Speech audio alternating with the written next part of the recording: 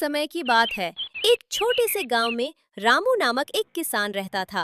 वह बहुत ही मेहनती और ईमानदार व्यक्ति था। रामू का जीवन खेती बाड़ी पर आधारित था और उसका खेत गांव के बाहर एक छोटे से पहाड़ी इलाके में था, जहां वह खुद मेहनत करता और अपने खेतों में फसल उगाता। और उसका सपना था कि वह अपने परिवार को खुशहाल रखे।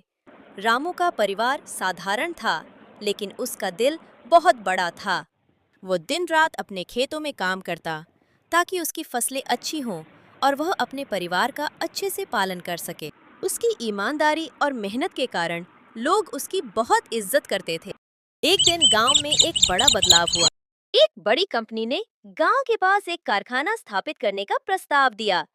कंपनी ने किसानों से उनकी जमीन खरीदने का प्रस्ताव दिया और बहुत बड़ी रकम देने का वादा किया।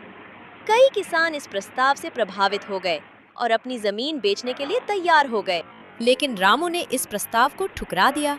रामू ने सोचा, अगर हम अपनी जमीन बेच देंगे तो आने वाली पीढ़ियां क्या करेंगी? रामू ने अपनी जमीन बेचने का निर्णय लेने के बजाय गांव के लोगों को जागरूक किया और उन्हें समझाया कि उनकी जमीन ही उनका भविष्य है। कंपनी के अधिकारियों ने रामू से मुलाकात की, लेकिन रामू ने अपनी बात बहुत शांति से समझाई और कहा, हमारी जमीन हमारी पहचान है और हम इसे बेचकर भविष्य में अपने बच्चों के लिए क्या छोड़ेंगे? रामू की ईमानदारी और समझदारी ने कंपनी के अधिकारियों को हिला दिया और उन्होंने अपनी योजना को बदल लिया।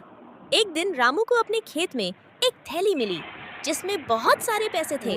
वह तुरंत सोचने लगा कि यह पैसे किसी के होंगे और उसे लौटाना चाहिए। उसने उन पैसों को गांव के सरपंच के पास पहुंचाया और बताया कि जो भी इसका मालिक हो वह उसे ले जाए। कुछ दिनों बाद उस पैसे का मालिक सामने आया और रामू को धन्यवाद दिया। रामू ने साबित किया कि सच्ची ईमानदारी और मेहनत ही जीवन का सबसे बड़ा मूल्य है। उसकी कहानी आज भी गांव में सुनाई जाती है और वह सभी के लिए एक प्रेरणा